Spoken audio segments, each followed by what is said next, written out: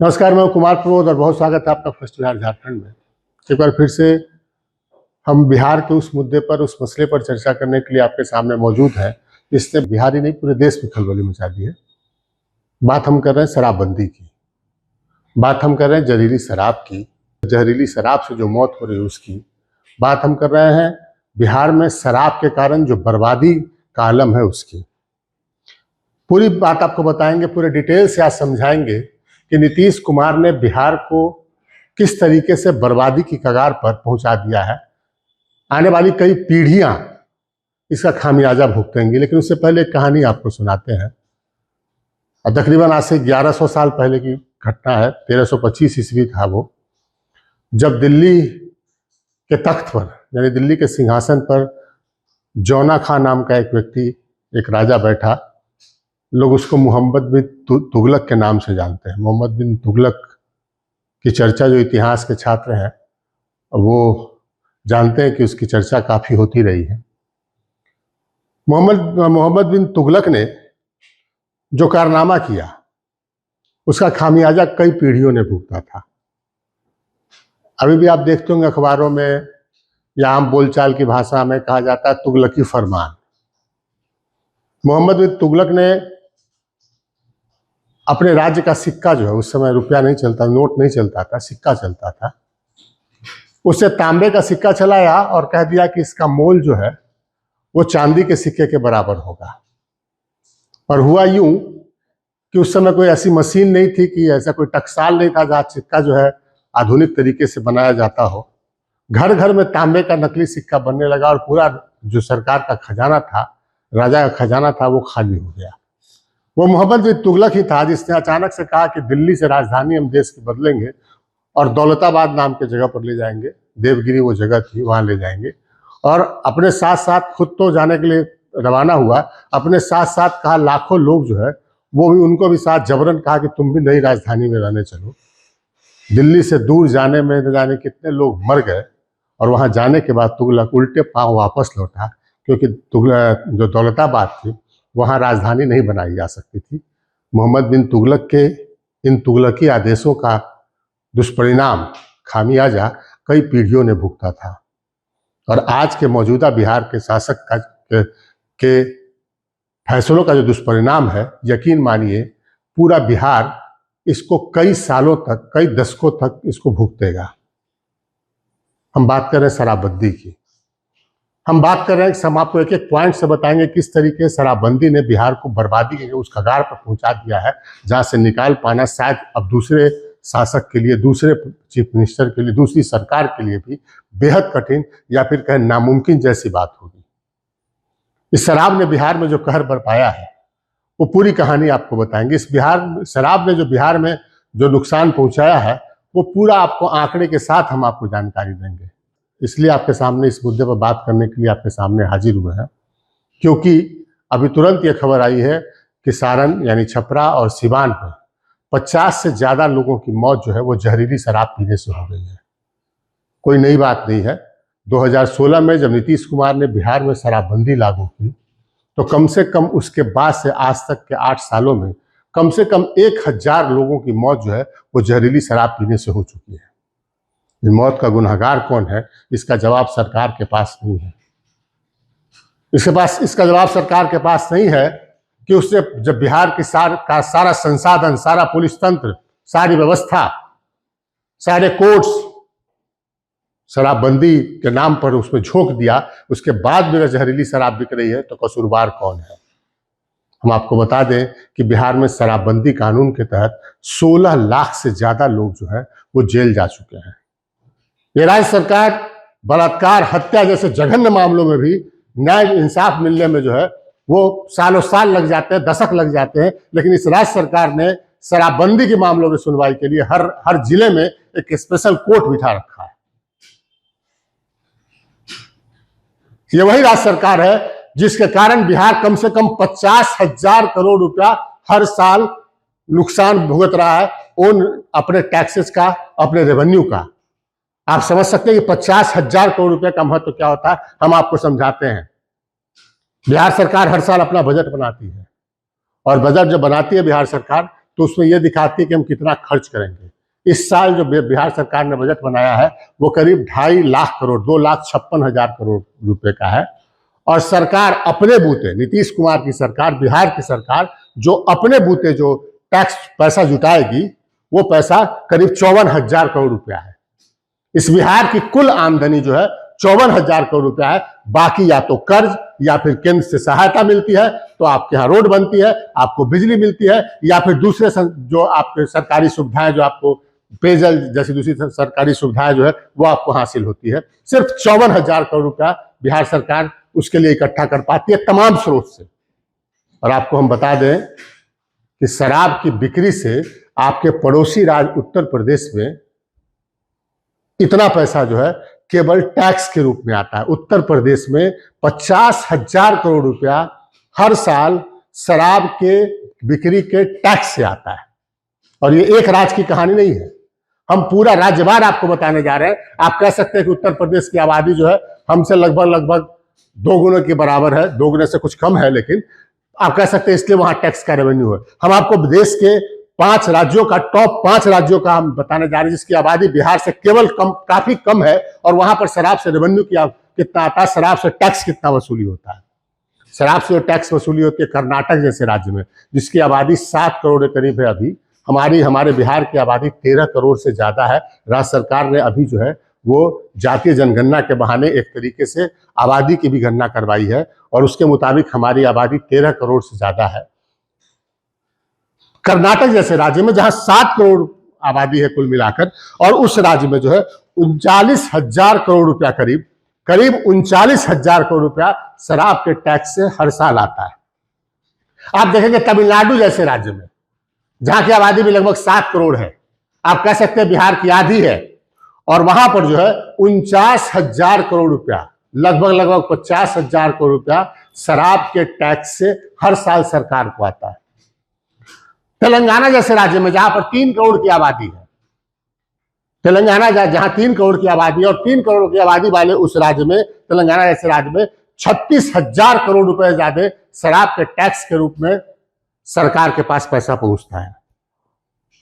हमसे बराबर या फिर हमसे कम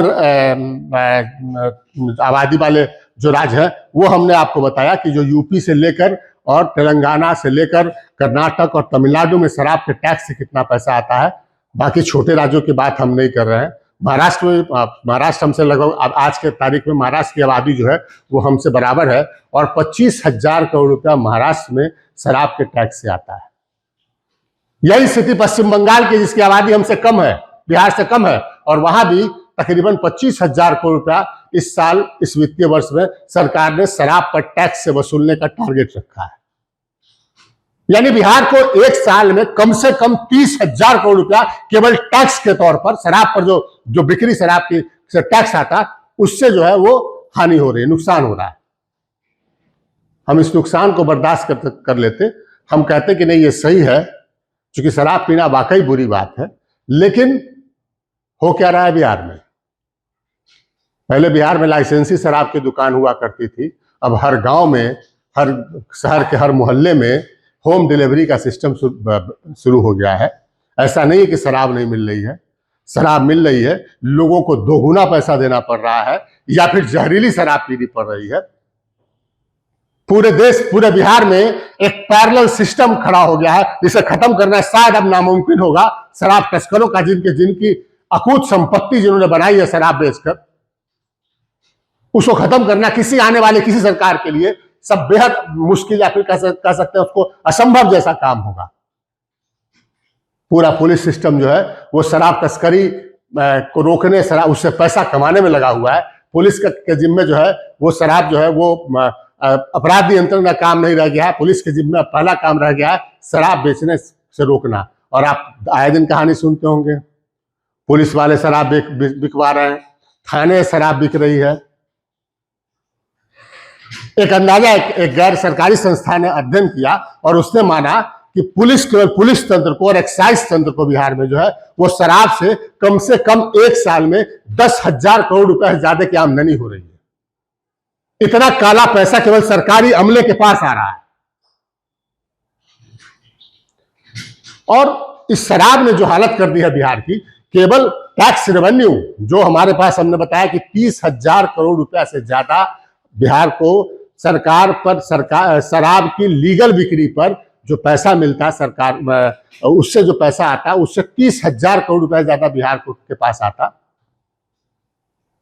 जो बिहार सिर्फ 54,000 करोड़ रुपया अपने बूते सब तरह के टैक्स लगाकर, सब तरह का वसूली करके सिर्फ 54,000 करोड़ रुपया एक साल में अपने बूते इकट्ठा कर पाता है, उसको 30,000 डायरेक्ट टैक्स से नुकसान हो रहा है। 30,000 करोड़ रुपया नुकसान सिर्फ यही नहीं हो रहा है, पिछले 8 सालों में बिहार में तमाम बड़ी व्यवसायिक गतिविधियां जो है वो थम गई है। एक गैर सरकारी संस्थान ने अध्ययन किया और उसने ये पाया कि बिहार के कम से कम हर साल बिहार की 10,000 शादियां जो है वो बाहर के राज्यों में होती है। झारखंड में, उत्तर प्रदेश में, पश्चिम बंगाल में, गोवा में, दिल्ली में, हरियाणा में 10,000 शादियां होती है, क्योंकि शादी वाले जो लोग होते हैं वहां जो गेस्ट आते हैं वो शराब के जो है उनको, वो अगर उन्होंने भूल से भी शराब पी ली तो न सिर्फ जो पीने वाले होंगे बल्कि सरकार का नियम है कि जो जहां पर शराब पी जा रही है उसको सीज कर देंगे, जो जिनके यहाँ जो कहते हैं बाराती और शराबी दोनों को उसका नुकसान उठाना पड़ेगा। आप समझ सकते हैं कि 10,000 शादियों में अगर बिहार में होती वो शादियां, तो उसमें जो खर्च होता उस खर्च का पैसा कहां आता। 8 सालों में बिहार में आपने शायद ही कभी सुना होगा कि किसी तरीके का कोई इंटरनेशनल नेशनल कॉन्फ्रेंस बिहार में हुआ हो। और आपको देश के दूसरे राज्यों का उदाहरण देना चाहते हैं, आपने अभी 4-5 दिन पहले सुना होगा पहले कि आंध्र प्रदेश में चंद्रबाबू नायडू की सरकार ने यह फैसला लिया है कि हम 99 रुपए में शराब की बोतल जो है, पौवा शराब का जो है वो उपलब्ध कराएंगे अपने लोगों को। सरकार मूर्ख है वो नहीं। आंध्र प्रदेश में भी ये पहले फैसला लिया गया था कि हम चरणबद्ध तरीके से जो है वो शराबबंदी को लागू करेंगे, लेकिन जब सरकार ने देखा कि शराबबंदी तो हम सक्सेसफुल नहीं हो सकता है हमारे यहाँ, हम जो है वो इसका खामियाजा ये हो रहा है कि हमारे यहाँ अवैध शराब की तस्करी बढ़ती जा रही है, जहरीली शराब बेची जा रही है। उसके बाद सरकार ने यह कहा कि किसी ब्रांड का जो पौवा है, क्वार्टर, वो 99 रुपए में हम जो है अपने देश के अपने राज्य के लोगों को उपलब्ध कराएंगे। हम दूसरे राज्य का उदाहरण देते हैं आपको। केरल एक सबसे एजुकेटेड राज्य माना जाता है इस देश में। 2014 में केरल की सरकार ने यह कहा कि हम केरल में चरणबद्ध तरीके से यहां पर शराबबंदी लागू करेंगे। 2017 में वहां लेफ्ट पार्टी की सरकार बनी और लेफ्ट पार्टी की सरकार ने केरल में शराबबंदी खत्म करने के फैसले को रद्द कर दिया। पिनाराई विजयन वहां के मुख्यमंत्री हैं, हम उनको कोट करना चाहेंगे। लेफ्ट पार्टी के मुख्यमंत्री हैं सीपीएम के, हम उनको एकदम बकायदा उनको कोट करना चाहेंगे। उन्होंने शराबबंदी को लेकर क्या कहा? उन्होंने शराबबंदी को लेकर कहा कि दुनिया में किसी जगह पर शराबबंदी सफल नहीं हुई है। शराबबंदी से ड्रग स्मगलर्स को बढ़ावा मिलता है। शराबबंदी से हमारी जो युवक है, हमारे यहाँ के लोग हैं, वो ड्रग्स लेने लगे हैं और समाज के लिए बड़ा खतरा उत्पन्न हो गया है। इसलिए हम शराबबंदी लागू नहीं करेंगे। और केरल में शराबबंदी जो पहले कुछ चरणों में शराबबंदी लागू की गई थी, जैसे गांव के दुकान बंद किए गए थे, बार्स पर पाबंदी लगाई गई थी, उसको हटा लिया गया है। और अब की स्थिति यह है कि केरल में बार्स को 11 बजे रात तक खोलने की मंजूरी दे दी गई है। नए बार के टेंडर किए जा रहे हैं। सरकार को खतरा यह भी सरकार के मन में आया कि यहां पर अगर हमने शराब पर बंदी लगाई तो हमारे यहाँ जो टूरिज्म है वो मर जाएगा। हम आपको बता दें कि केवल देश के केवल 4 राज्यों में जो है वो शराबबंदी लागू है, बिहार के साथ गुजरात, नागालैंड, मिजोरम और बिहार। एक 5वां केंद्र शासित राज्य लक्षद्वीप है। केंद्र शासित प्रदेश लक्षद्वीप में टूरिज्म को जब बढ़ावा देने की बात आई तो वहां शराब की दुकानें खुल गई। लक्षद्वीप में भी अब शराब मिल रही है। हम आपको बता दें कि नागालैंड और मिजोरम, नागालैंड की आबादी बता दें करीब 20 लाख की है और मिजोरम की आबादी बता दें लगभग 10 लाख की आबादी मिजोरम की है।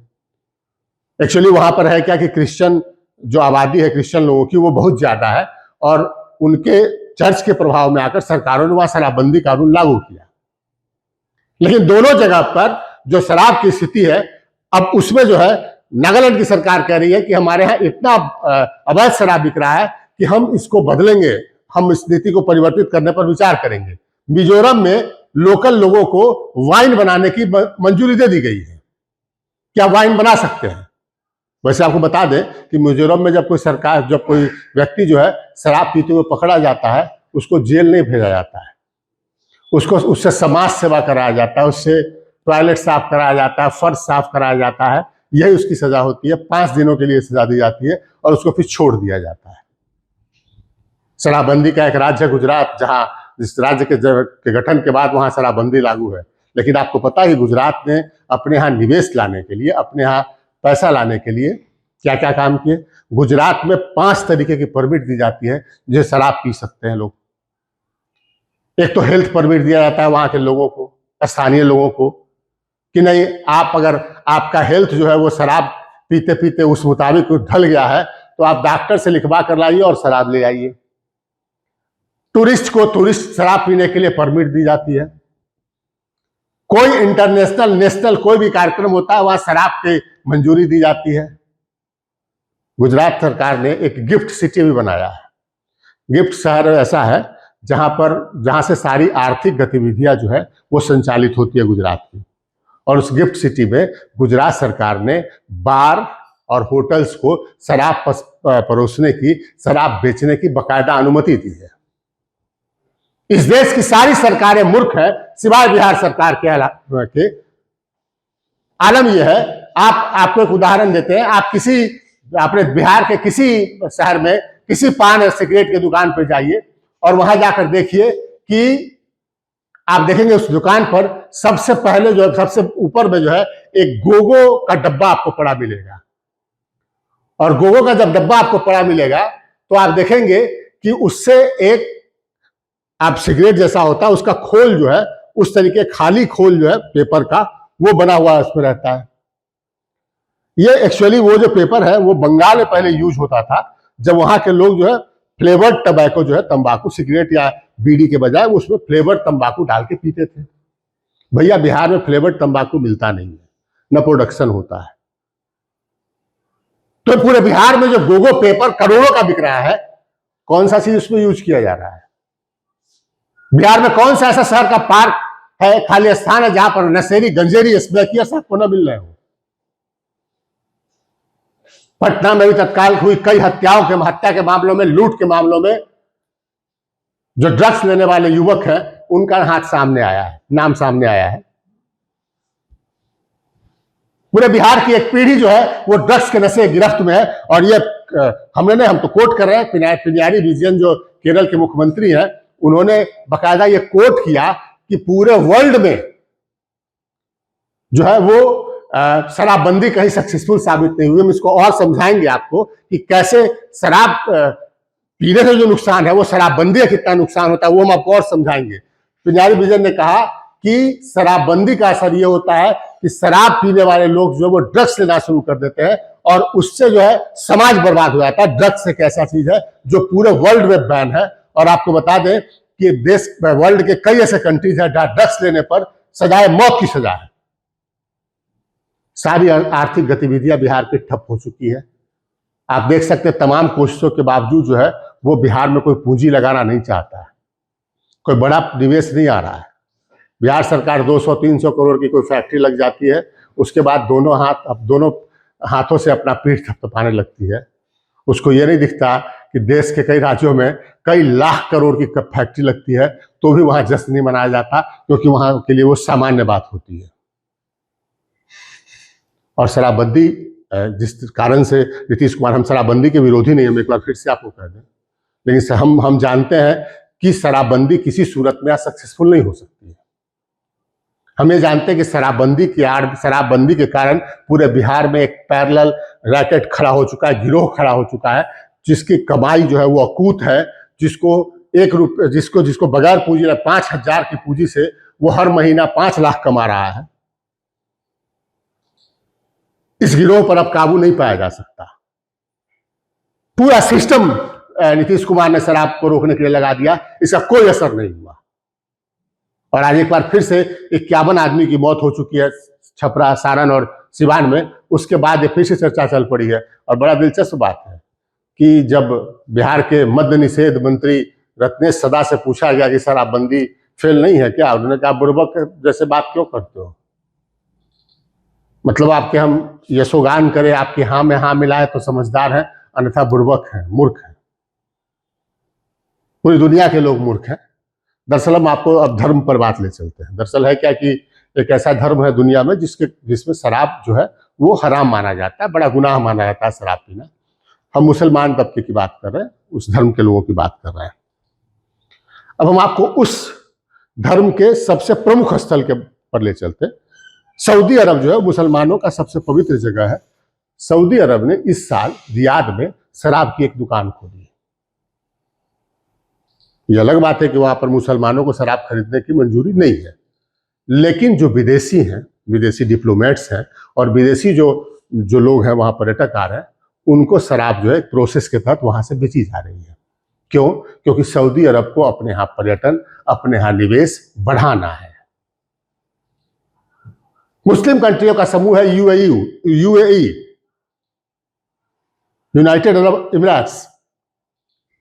आप वहां जानते हो दुबई उसी में आता है। वहां पर शराब की दुकान पहले खोलने की छूट थी। सरकार ने देखा कि शराब महंगी है, हालांकि पहले वहां शराब बनती नहीं थी, शराब बाहर से मंगवा कर बेची जाती थी। सरकार ने देखा कि महंगी है और जो है वहां पर जो है हमारे यहाँ जो लोग आ रहे हैं बाहर से, उनको शराब जो है मिलने परेशानी हो रही है, तो जो 30% का टैक्स था शराब पर उसको खत्म कर दिया और अब दुबई में शराब बनाने की मंजूरी दे दी गई। अब दुबई शराब फैक्ट्री भी लग गई है। क्यों? क्या वहां की सरकार अपने लोगों को शराब पिलाना चाहती है? नहीं। दुबई आज दुनिया के सारे पूंजी निवेशकों का, पैसे वालों का गढ़ बन गया है। और सरकार ये जानती है कि जिस दिन हमने, वहां की सरकार ये जानती है कि जिस दिन हमने यहाँ पर शराबबंदी की, शराब पर रोक लगाई, तो जो भी विदेशी निवेशक हमारे पास आ रहे हैं वो सब यहाँ से, उनमें से ज्यादातर जो है यहाँ से मुंह मोड़ लेंगे और किसी दूसरे देश में चले जाएंगे। तो देश में केरल जैसे राज्य है जो शराबबंदी के फैसले को पलट देते हैं। देश में आंध्र प्रदेश जैसे राज्य है जहां पहले शराबबंदी पर बात की जाती है और उसके बाद सरकार कहती है कि हम 100 रुपए में, 99 रुपए में जो है वो बोतल उपलब्ध कराएंगे। क्यों? क्योंकि उन सरकारों को अपने लोगों की चिंता है कि वो अवैध शराब पिएंगे, ड्रग्स लेंगे तो उसका नुकसान क्या होगा। उन सरकारों को इसकी चिंता है कि हमारे राज्य की इकोनॉमी का क्या होगा। उन सरकारों को इस बात की चिंता है कि हमारे यहाँ गिरोह खड़े हो जाएंगे, स्मगलिंग करने वाले जो शराब और ड्रग्स से स्मगलिंग करेंगे। और दूसरी तरफ हमने मुस्लिम कंट्रीज का उदाहरण दिया जहां पर इस बात की चिंता है कि हमने शराब पर रोक लगाई तो जो है हमारे यहाँ निवेशक और पर्यटक जो है वो आना बंद हो जाएंगे। नीतीश कुमार के मन में लेकिन क्या है? मोहम्मद बिन तुगलक की तरह का आदेश कि हम तांबे का सिक्का चलाएंगे। आप तांबे का सिक्का जो है वो अपने घर में बना ले कोई आदमी और आके सरकारी खजाने में टैक्स के तौर पर जमा कर दे, बाजार में चला दे। नतीजा ये हुआ कि सरकार का पूरा खजाना ही खाली हो गया। चांदी के सिक्के के बदला हम माफ करेंगे, तांबे के सिक्के के बदला हम चांदी का सिक्का आपको दे देंगे और एक दिन मालूम चला कि पूरा राज्य का खजाना खाली। या फिर मोहम्मद बिन तुगलक की तरह कि हम राजधानी को दिल्ली से जो है दौलताबाद ले जाएंगे और रास्ते में मालूम चला कि हजारों लोग जो है वो पैदल चलते चलते गर्मी धूप सहते सहते मर गए और उसके बाद फिर होश आया कि नहीं, हमने गलत डिसीजन ले लिया। बिहार में सरकार शराब जो है वो बर्बादी के कारण बन रहा है। हम फिर एक बार करें, शराब के हम विरोधी नहीं है, हम शराबबंदी के, माफ करेंगे, शराबबंदी के विरोधी नहीं है। वाकई शराब बुरा है, वाकई शराब से नुकसान है, लेकिन जिस चीज को अगर हम इम्प्लीमेंट नहीं कर सकते हैं, जिस चीज को लागू नहीं कर सकते हैं, जिस चीज से अपराध हमारे यहाँ बढ़ रहा है, जिसके कारण हमारे इतना बड़ा नुकसान हमारे राज्य को हो रहा है। आप इमेजिन करते हैं कि एक जो है वो 30,000 करोड़ रुपया जो हम बता रहे हैं केवल टैक्स से जो आता शराब से, उससे क्या कुछ हो सकता था बिहार में। आप छोड़ दीजिए, गरीबों का घर की बात कर लीजिए तो 1 करोड़ रुपया में जो है, 1 करोड़ रुपया तो सरकारी जो स्थिति है, कम से कम 40 गरीबों के घर बनने का सरकार लक्ष्य रखती है 1 करोड़ रुपया में। तो 30,000 करोड़ रुपया में आप बात कर लीजिए, जो है वो 12 लाख घर, नए गरीबों के घर जो है हर साल बनते बिहार में। एक सिर्फ उदाहरण दिया है। और सरकार शराबबंदी, शराब से जो टैक्स आता है वो अलग, और उसके कारण जो यहाँ कोई औद्योगिक गतिविधि नहीं हो रही है, उसके कारण यहाँ शादी ब्याह लोग दूसरी जगह कर रहे हैं, उसके कारण कोई बड़ा कॉन्फ्रेंस, बड़ा आयोजन नहीं हो रहा है, उसका जो नुकसान हो रहा है कुल मिलाकर एक साल में 50,000 करोड़ का नुकसान बिहार को हो रहा है। और दूसरा नुकसान ये कि पीढ़ी दर पीढ़ी बर्बाद होती जा रही है। युवाओं में जो ड्रग्स का नशा, ड्रग्स की जो आदत पड़ती जा रही है, उसको छुड़ा पाना, एक बार जो ड्रग्स का आदी हो जाता है उसे छुड़ा पाना बेहद मुश्किल काम होता है। उसका जिम्मेवार कौन है? हम कहीं ना कहीं इस मुद्दे पर प्रशांत किशोर से एग्री करते हैं। प्रशांत किशोर कह रहे हैं कि हम आएंगे सरकार में। अब वो सरकार में आएंगे, हम नहीं जानते कि नहीं आएंगे, लेकिन अगर वो ये कह रहे हैं कि शराबबंदी ने बिहार को बर्बाद कर दिया है, तो हाँ वाकई शराबबंदी ने बिहार को बर्बाद कर दिया है। लेकिन सत्ता में बैठे नीतीश कुमार और उनके सलाहकारों की नींद कब टूटेगी, जब बिहार पूरी तरीके से बर्बाद हो जाएगा? ये सवाल हम आपके लिए छोड़ जाते हैं। हमें दीजिए इजाजत। नमस्कार।